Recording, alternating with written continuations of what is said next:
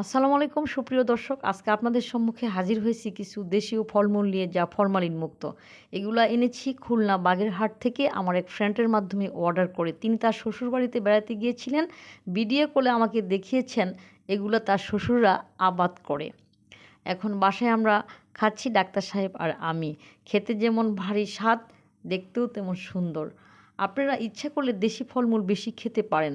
যেমন জাম্বুরা, কলা, আমড়া, পেঁপে ইত্যাদি। সুস্থ দেহ প্রশান্ত মন, ভালো থাকবো সারাক্ষণ একমাত্র দেশি ফল খেয়েই। বিদেশি ফলে তেমন ভিটামিন নেই, এগুলা ফরমালিন যুক্ত, যেমন আপেল, কমলা, আঙ্গুর ইত্যাদি।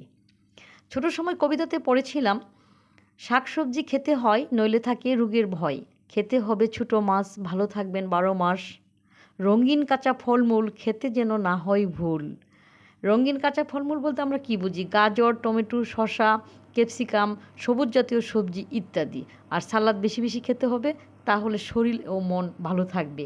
সবুজ পাতার অবুজ হাসি, গাছ লাগাতে ভালোবাসি। গাছ লাগাতে হবে বাসার আশেপাশে, পেঁপে গাছ, সবজি গাছ ইত্যাদি লাগিয়ে নিজে এগুলা প্রসেস করে খেতে হবে। আমাদের কোনো রোগ নাই, আমরা দেশি ফল বেশি খাই, ভাত খাই অল্প, শরীর থাকে সুস্থ। আপনারাও সব কিছু জেনে শুনে সবজি বা ফলমূল কিনবেন। দামি ফলমূল বেশি কিনতে যাবেন না। আমাদের দেশের জমি ভালো, সব কিছু উৎপাদন করা সম্ভব। ভালো থাকুন, সুস্থ থাকুন।